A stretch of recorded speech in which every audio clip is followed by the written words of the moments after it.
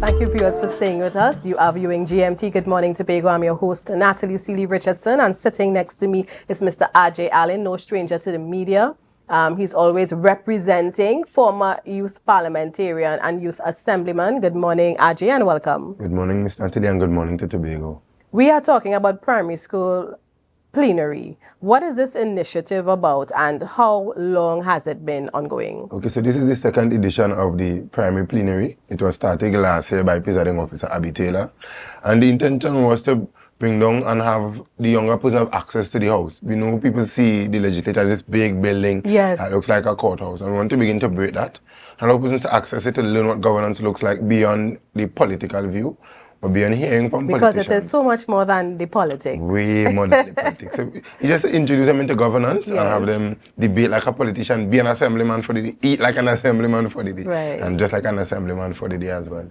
And how is that adding to the fabric of Tobago? Because someone may say, well, you're wasting your time. Some of us are very negative. What you're doing that with the children for, they ain't ready for that. But how does investing in our primary school children at this age, exposing them to governance and understanding the process that takes place, how is it going to impact Tobago? You see, I remember Eric Williams said a couple of years ago, the future of our nation is in the school bag of our children. And it's something we take very wholeheartedly at Assembly Legislature in education and outreach. But allow me to use one example to encapsulate the whole journey.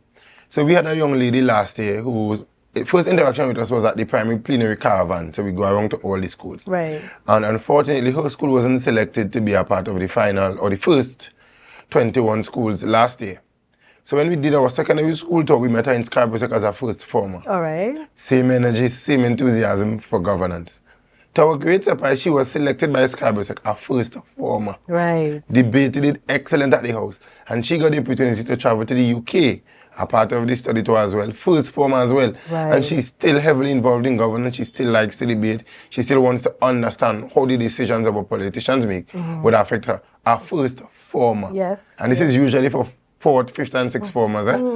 So it's beginning to trickle down, and we also have now families becoming a part of the discussion, because what we realize happening is in the preparation of the student, it's no longer the teacher alone. So we incorporated the parents a lot more this year. Right. And we now have granny helping to prepare the student. We now have a family discussion happening now over the set topic for debate this year. You're talking about preparing these primary school students, and I know you are one of the trainers. Tell us a little about what is involved, because we see the end result through the media and we feel proud and say, yes, we're in good hands. But what goes on to bring that child up to that point? So it's a long process. I mean, it's tiring. I mean, I got a message at after 5 this morning from a student and a teacher preparing for it. And we expect that at this point. Right. So usually they will have an introduction into parliamentary procedures. So they will learn unparliamentary language. Yes, we are teaching them what is unparliamentary language. Right. So they will go through the procedures to understand how the house would operate.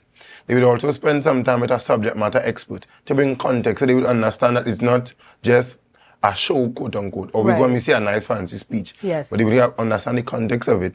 They would also spend some time understanding dress etiquette and civility.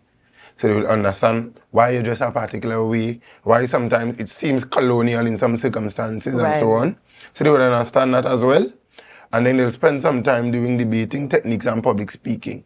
So Ms. Cooper and myself would share that debating and public speaking with them, so they would understand how do you present, why it is important to take your time and speak, how you take breaths and so on. So it's about a 2 to 3 week process usually. Sometimes it's rushed, but the students usually enjoy the experience. And I think, it impacts them not just in that one point, but if you're teaching primary school children how to express themselves in a particular way, how to express that, okay, I hear you, but my point is different and I can present it with, as you say, civility and not the whole big, orangutan argument. So I think that is really important, and it will go a long way. And you saw it with the example of your first former. And I'm sure we will see more of her, and who knows, she might be an assemblyman someday, or even something more grand, representing and advocating for the people. Now, with all of this, there are going to be challenges, maybe not a lot. If you can probably just share with us maybe one of the hiccups that you all may have encountered in your first year, and how you may have tweaked things to accommodate and overcome that for this year. So I think last year being our first, we had a lot of teething issues, as would be obvious. One of our main challenges, we found out that teachers were complaining. They were saying it's a little bit heavy for them. And we know teachers are unsung heroes. So what we decided we would have done this year is to have a little more parental involvement. Okay. And it really worked for us. We saw the parents really supporting the children. This year. We saw them asking a lot of questions, coming to the training sessions. In some cases, they were trying to contain some of their questions as well, because there's a lot of conversation that we would have that generally we wouldn't think or we didn't consider. You're so busy with your day-to-day job, you're so busy taking care of your family. And sometimes this opportunity to sit and to listen on some of these governance issues, it really was impacting for them. And by the way, should I add, the students will be tackling one of the hot issues in Tobago. Yes, because I was to ask you, what is the topic over for this a number of years. Yes. So they will be discussing how autonomy would affect them, the youth of Tobago. Excellent. And you know, I'm really happy to hear about the parents, because they too are learning. And we take it for granted that people understand this. So, you know, because you have the plenary sessions, people view it. But a lot of people are not really interested in that. They listen just to sound bites coming from politicians through whether it's mainstream media, social media, and then form a thesis on it. But here, you know, you have the parents now having an opportunity to understand more about the process. But do you know what I found interesting? The primary school sittings usually have a larger viewership than the actual assemblymen, by the way. Yeah, why you think so? And I think because the children are usually uncut, so we don't tailor their presentations. We guide them along the way. And we also enforce with the parents, it's their perspective. So you have the conversations. But allow the children to write their presentation, use their own words. So it's just enhancing what they think or how they feel about the issue. And usually get a raw, uncut. Children have a tendency to be brutally honest. Brutally honest. And I think that's one of the things that we are looking forward to going forward into this debate.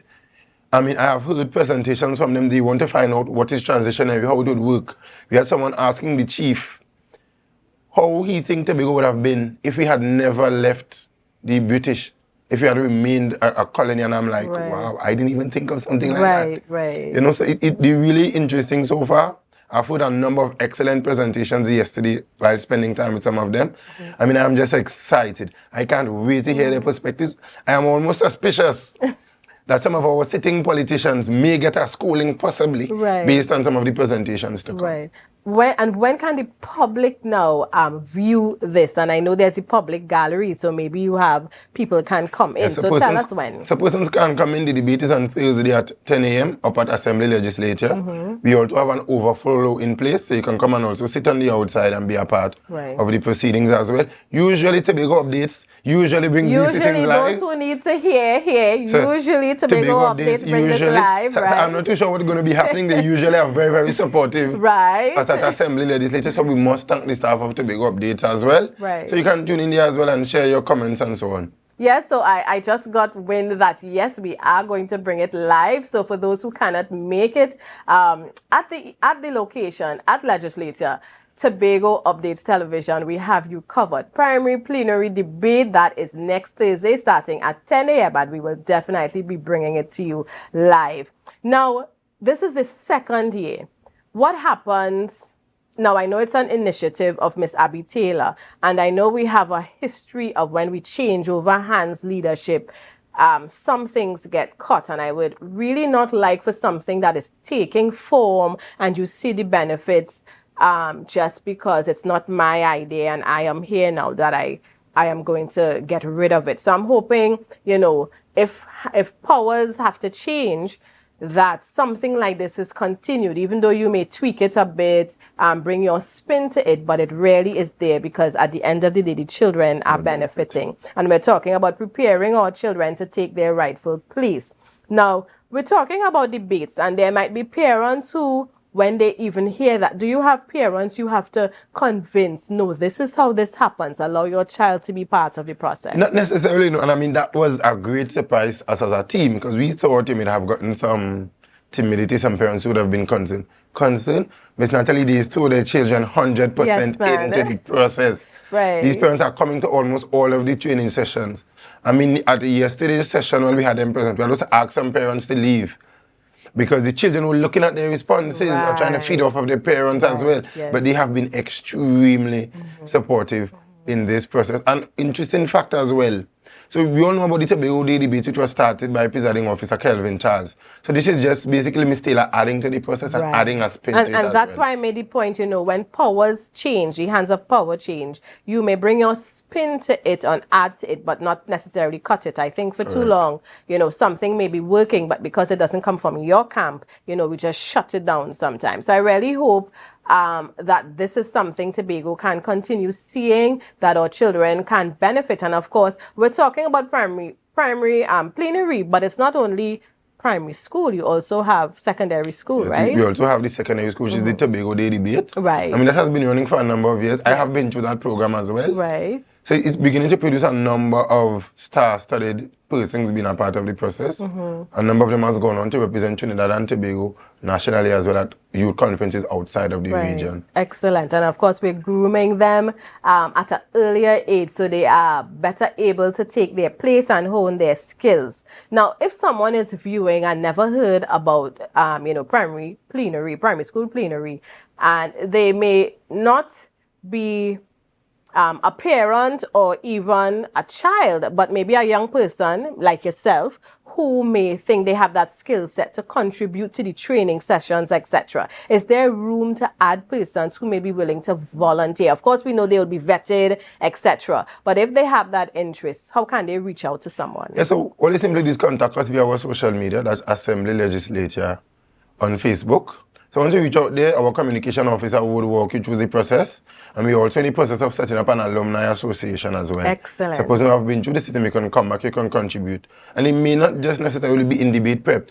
It may be in volunteerism, it may be in donating. Right. It may be in all different forms, probably administrative in some extent, probably managing the social media. Right. So there are always room open for persons to come back and to contribute. And I'm glad you mentioned those areas, because when we talk about events like this, we just see the end result. But I'm thinking, in terms of budget, getting things done, getting the students ready, even the staff who may be there and others who may volunteer and not get a salary out of THA's purse, how is the financial responsibilities? How is that, being managed? Okay, so I must publicly firstly say thanks to the clerks of the Assembly, because they usually fund and push the programs. But finances is a challenge because sometimes we like to have the students whole day, but we can't keep them without lunch. Right. So there are times where we only be allowed to have them for the whole day on one day to provide lunch for them. Wow. Because of the funding. So sometimes we have all kind of nice tokens we want to give to them. Sometimes we have books that we may do, but because of funding, we can't educate and elevate on all levels at the way we would like. Right. So we have a number of ways circumventing it. One of the ways we're doing is what I'm having on currently, which is a hoodie. So we do have people's house hoodies up at Assembly Legislature. We are doing pre-orders on the hoodies as well. You can get them in a number of different colors. So that's just to help offset some of the costs. We also have a study tour for the secondary schoolers, where they would usually go to the UK or probably Canada. So they can look at different governance systems. I mean, I've met Baroness Benjamin, I've met Lord Purvis, and some of these persons, so we can ask governance questions. Right. We want to do something similar for the primary scholars as well, but we know the THA purse is usually very, very cash-strapped. Yeah. So we're asking for you all to contribute. We don't just want to come and beg and they don't have anything to show for it. So you can purchase a hoodie, and we are open to corporate donations as well. Right. So you can contact us via the social medias as well, and then they will guide you through the process of being a part of primary plenary, as well as the other stuff we do at Assembly Legislative. Right, so viewers, you saw a video just now on some of the samples of the hoodies available, and that's where you can support. Of course, those of you, there are many of you who can do more, and a simple thing as just saying how many students you have today. All right, I can sponsor lunch. Maybe you can even get some of your friends together and split the cost of lunch for the students for that particular day so that they can be better prepared, they have more time. And I also came across this book sometime, Ajay. It's Legislative Adventures. I think we have a photo. We can put it up on screen. And I don't know how many of you know about this, but I recently came across this and I was quite intrigued, y'all. Y'all know things like this get me excited, right? History and documentaries. And I took it home to my boys and they loved the interaction it created. So there are puzzles. You have two characters exploring, Assembly Legislature. And I must confess, Ajay, this little logo of Legislature, I never realized it was the legislature's logo. So I see it. But if somebody came up and asked me, what's the Assembly's logo? I would never have identified it as this, because it's just something that I'm not conscious of. But because of this little book that we have here in front of me, you know, it was brought to the forefront, and I made sure and I taught my sons, this is the logo. So when you see this, you know, it's an assemblyman, you know, it's to do with this, it's legislature, it's not a political group, it's not this is about governance for the people of Tobago.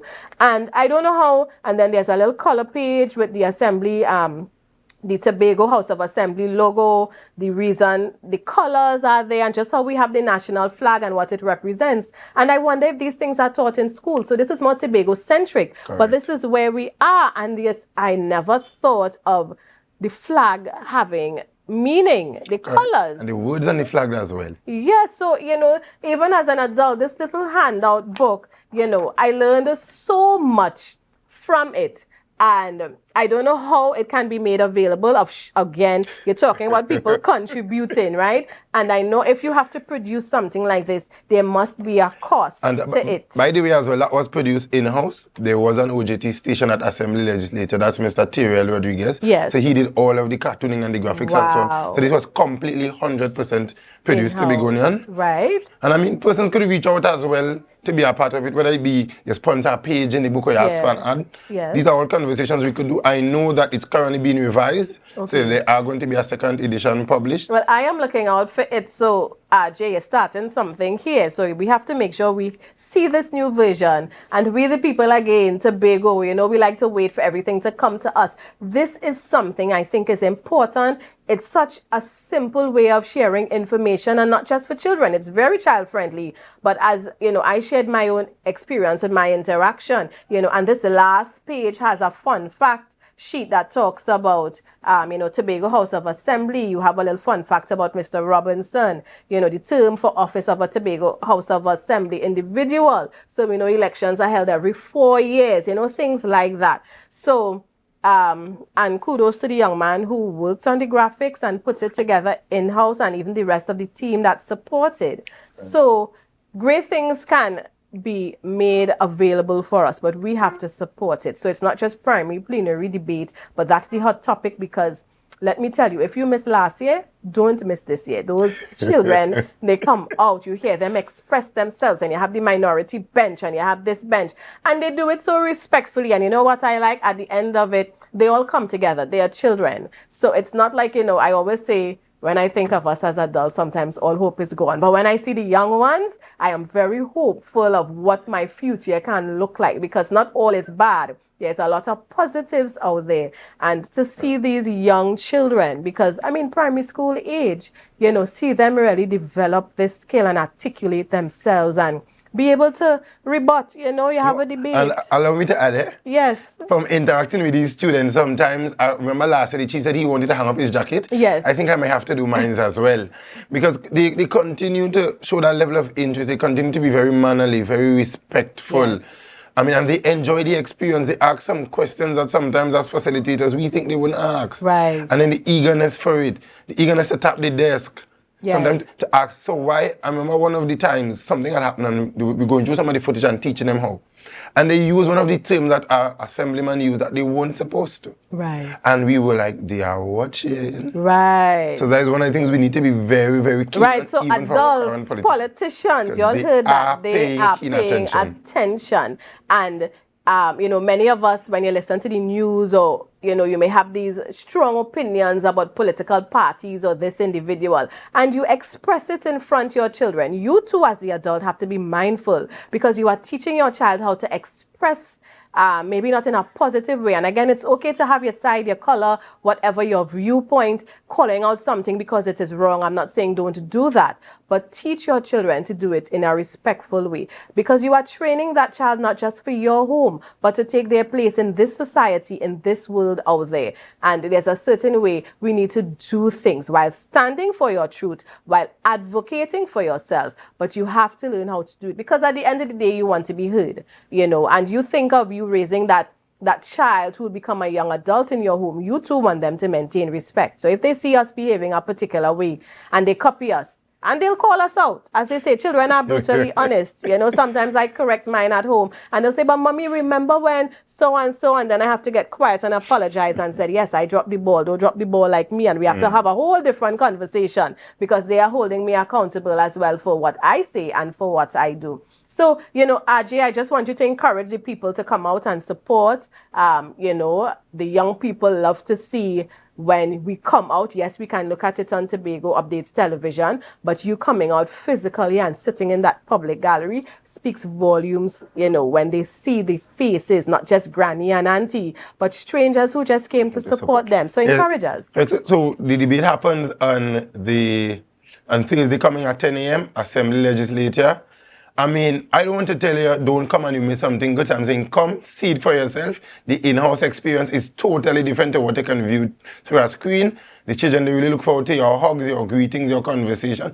Just be present, be a part of the process. It's your contribution. These are the children who would ensure that you could enjoy your pension. And I like that. And thank you again, Ajay. And for our viewers, you know, Ajay is a volunteer. He spends time helping develop our children to take their place in this plenary debate and also to take their place as they grow into teenagers and young adults. So I must say thank you on behalf of all of us, Ajay, for seeing the importance of you passing on what you would have learned and being a mentor to our primary school students. Thank you very much. Viewers, and of course, the time has come to an end. You have been viewing Good Morning Tobago. It is Friday, the 6th of June, 2025. We are halfway through the year. Can you believe it?